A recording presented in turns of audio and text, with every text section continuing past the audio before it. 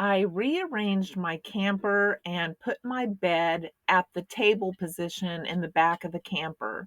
I feel like it's more private. It's kind of darker back there because I don't have the big window by me, and I like it. Fluff seems to be settling in as well.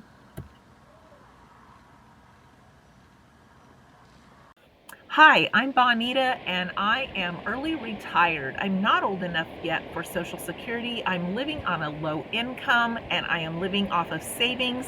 And right now, I'm spending the winter in my RV in the Rio Grande Valley in South Texas. I normally live in Kansas. I have frugal videos all year round, and I hope that you will join me this year in 2025 as we share ways to save money and live our dreams. I thought we would talk about some low income or low cost retirement choices. I still hear from so many people that they're not able to retire and that they have nothing saved. And I shared with you how we saved our nest egg, but we also haven't touched it.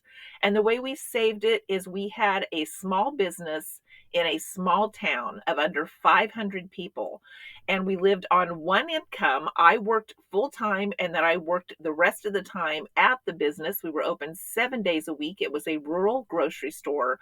My husband worked there for 7.5 years. I paid everything for 7.5 years. He put in the blood, sweat, and tears, and then I helped him on the evenings and the weekends so that he could get a break, and also help him with the things that required two people. And then when we sold that business, all of that money went into our nest egg. And it wasn't a huge amount because a lot of people think they have to have $1 million, $500,000. It wasn't even a fifth of that. So we stuck that back. It has been 3 years now. We haven't touched that money except to go on vacation a couple of times, but we have CDs that have paid for those vacations with interest. And it's in an interest bearing money market account. So that's a little bit of background on me. When I decided that I was going to retire, I made my pre retirement budget on what I thought I could live on when I wasn't working. My husband and I keep our money separate. He has his money, I have my money, and then we have that nest egg together. And I wanted to make sure that I could afford to quit on my own and support myself. So, this is what I did. I made that pre retirement budget. I practiced living on it for at least a year and a half, so I was confident that I could do it. And then I started pack ratting back one of my paychecks every single month and stashing money back.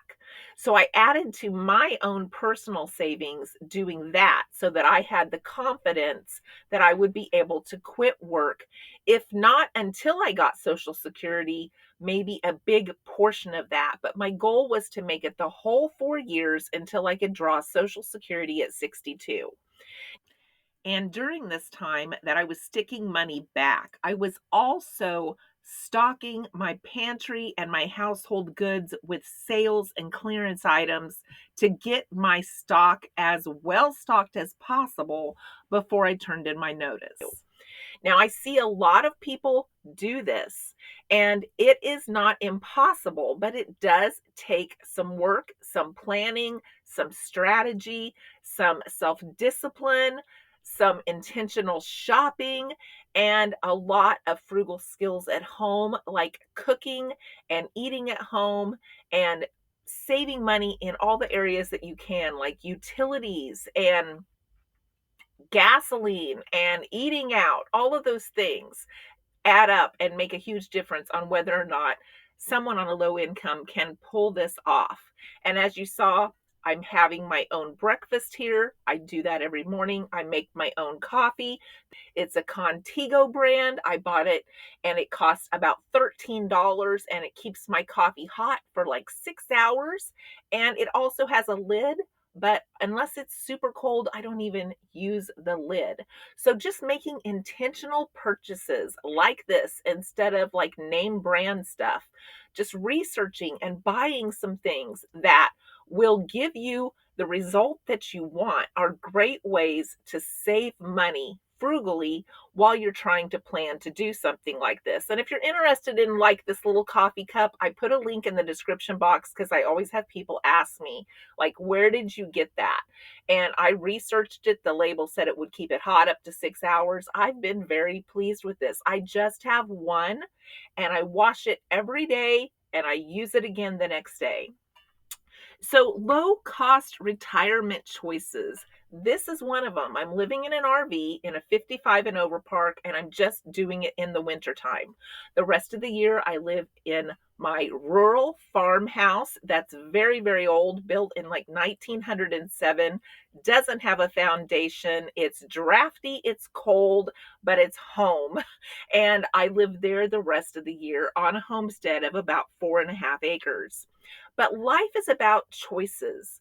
It's about choices on what time we get up, what time we go to bed, what we have for breakfast, whether we eat out, what job to take, whether or not we should quit our job, whether or not we should look and apply for other jobs, where to live, whether or not to move. There's so many different choices that comprise where we land when we hit our upper 50s and we start thinking about retirement and we start wondering what choices do we really have. So, those are some of the things that led up to me being able to plan for my early retirement. So, low cost living choices. This is one of them. I pay $1,400 for 3 months plus electric plus internet. It's very doable for me. I can budget that in.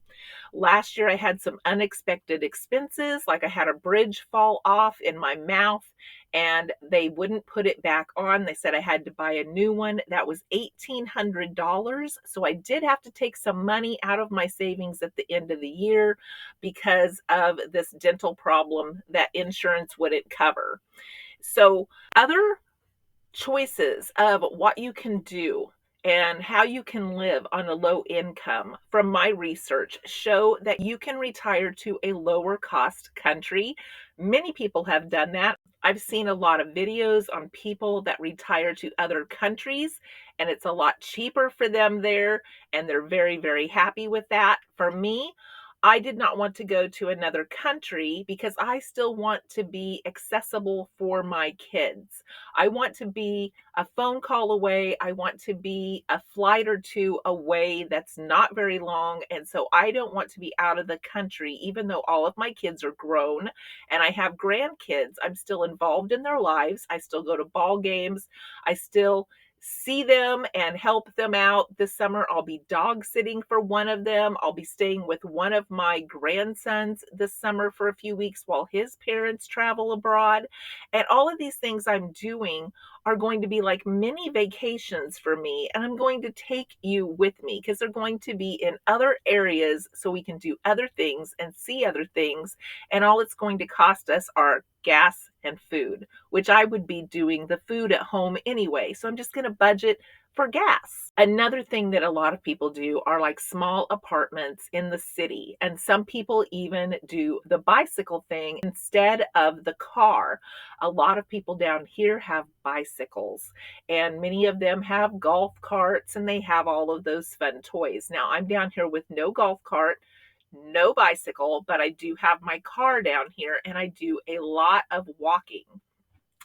Even my son, who lives in the city, around Baltimore, he has a bicycle and he said that he just loves the option of having that instead of a car, that it's so much easier, so much cheaper. He loves being able to bike anywhere and get what he needs. He doesn't have to deal with the parking issue. And so he loves the city with the bike option. And there's a lot of people my age that are in way better shape than me that do the bicycle option as well. There's also senior communities, not just the RV parks, but there's also like low income housing, low income senior housing apartments. There's a lot of people that go that route, and some have cars and some do not. And they just try to choose an area that's within walking distance of a grocery store and maybe have a push cart of some sort. they make it work is what I'm trying to say. Not that this would necessarily be anything that I would choose or you might choose, but maybe we'll get to an option that would fit you better. A lot of people downsize and go from the family home to a smaller one level home that's easier to clean, less space, that it is easy to get around. There's no stairs to have to get to your laundry room or to your basement or your bathroom or your shower. And this is something that a lot of people really enjoy. My in laws have a place down here. They have a smaller home, all one level. It's about 460 square feet. They have everything they need. It's easy to clean, it's easy to get around in, and they're here with the palm trees in the subtropical climate, and that is their second home. So many people do that. But as we discussed in another video, many people are selling their homes and moving into communities like this, and then this becomes their only home. This year in the park, there are a lot less sites to choose from because many people decided this year to sell their home and move down here and just put a mobile home or move into a smaller home on the lots, just forego that original family home and just go to this home. So that has been an option that has been very affordable for a lot of people. So that trailer, mobile home, RV thing, you could put an RV on private land. You could put a mobile home on private land. You would need to check to see in your area if those things are allowed. Where I live, it would totally be allowed. There aren't a lot of rules or zoning issues. We're in the country. We don't follow any city rules. So we could do anything like that if we wanted to. If we wanted to tear that old homestead down, put a mobile home out there, put a tiny home out there, live in our RV, we could do that if we chose to. So, those are some of the options that people are turning to for early retirement that may not be as lavish as some of us have thought about or dreamed of, but they are very adequate and they can make for a very happy, peaceful, enjoyable retirement. The second piece of this is how to get to the point that you have some money stuck back if you haven't started saving. And this is one of the areas that I looked at really closely. I ended up with a herniated disc. I had a doctor do an epidural. He punctured my spinal cord. Of course, he didn't get in trouble for anything like that, but I ended up disabled from that. I chose not to apply for disability and just try to figure out a way that I could quit on my own. And so what I did is I was really looking originally before this happened as to how I could stick money back. And I just made a preliminary plan. For instance, I started looking at where I could trim my budget, where I could tweak my budget. Could I put 20% of my check back at 57, 30% at 58, 30% at 59, 40% at 60, and 50% at 61 before I retired at 62? That was my preliminary long-term goal. But then when this happened, I sped that up. As you can see, my goal was to save 50% of my income at 61. And I almost immediately started saving 50%. And so I looked at all of my bills. I trimmed back where I could. I started using what I had. I started cutting back on using my utilities, and I started seeing how much overspending I was actually doing. And I started making a concrete plan moving forward, and it was surprising how much money I could quickly start putting back into that savings plan. So if we get serious about this, sometimes there is more money there than meets the eye when we sit down and look at what is the gap between what we're spending and what we have.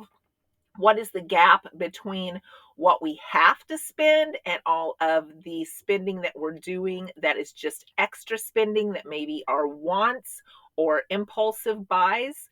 It's a shock to look at how much a gap there is, and can we make that gap bigger and start taking that gap money and stick it back. So, from my personal example, you can see that your plan needs to be measurable, it needs to be specific, and that's where those percentages came in, and the dates and the years and the ages that I was going to do those percentages of savings. They need to be realistic goals. That's where that pre retirement budget comes in, where you are seeing what you can live on and you practice living on it, which will give you the confidence to know whether or not you can make it. So many people say, I don't know if I can retire. Can I retire? Do I have enough to retire? Well, if you do a pre retirement budget and practice living on that, that will tell you yourself if you can make it. It's hard for other people to look into your lives, even financial planners, and tell you whether or not you can make it, because you're the one that makes those day to day financial decisions. And those play heavily on whether or not you can make it or you have the desire and the willpower to make it work. And my desire and my willpower were through the roof. I wanted to make it work. I was going to make it work. I was determined. And so that plays a huge part in whether or not you can retire. Now, everybody has to have some sort of income, maybe something small to go along with their savings. I've touched on that in some other videos on some side hustles that you can do, and we'll probably touch on it again in some future videos because this one's going to be long enough by itself. But align those goals with a end point. So I saw how this was going. I practiced on that budget. I practiced sticking money back. And then I started setting my end goal. Can I afford to quit? And what date can I afford to do that? And I started aligning my goals, like pre-ordering medicine, making sure all of my doctor's visits with my specialist were taken care of under my insurance before I set that end date. I looked at when my last check was, how much vacation I had. Could I use up some of that before I quit? Did I want to leave some of it for a payout? Could I get a payout? All of those things are important when you start looking at setting that end date. And that's what I did. And then I set that end date on when I was going to quit. And then I moved in silence, which I have another video about that, and I will link that one at the end of this one. But I moved in silence to make those goals happen. I didn't tell my coworkers, I didn't tell my boss, I didn't tell only a select few people like my children what I was planning to do so that my plan and my goals didn't get wrecked. Because if your boss knows you're going to quit, are they going to approve a bunch of vacations in that last 3 months? Probably not. And that's why I moved in silence to make sure I got all of those doctor visits, sick leave days, and everything that I needed out of the way before I set that end date. And then when I knew and I was getting close to this, I turned in my notice. Now, it has all worked out with me so far. I had planned on giving myself a little bit of allotment out of my savings, but I only needed to do that at the end of last year. And I gave myself an allotment. A lot of that was because of my teeth, part of that not being covered. I thought I had all of my dental work out of the way. And then one of the bridges fell off, and I had to re-buy this bridge, which was very expensive. And so things like this will come up, and that's why savings is important and planning is important. And you need to know if something like this comes up that you can cover it if you don't want to go back to work. You need to have all kinds of contingency plans, and that's where some of those side hustles come into play. So everyone's personal situation is going to look differently. And a lot of it will be based on if you've had children, how many children you've had, the age you had your children. My last child graduated when I was 51 years old, and I put all of my 6 kids through their bachelor's degree, through 4 years of college. And so my last one didn't graduate college until I was around 55 years old. So that's when I was really taking a hard look at this. I no longer have college payments. What can I do to get myself out of the workforce because I am so done? And that's when I really started getting serious about trying to get where I could quit my job. And I was able to do that at almost 58 years old. I think I lacked about 2 months before I turned 58 when I finally was able to retire early. And that was just with very strict perseverance of sticking money back, stocking up in my household, and paying down any debt that I had so that I knew that I could do that. Now, I'm not a financial advisor.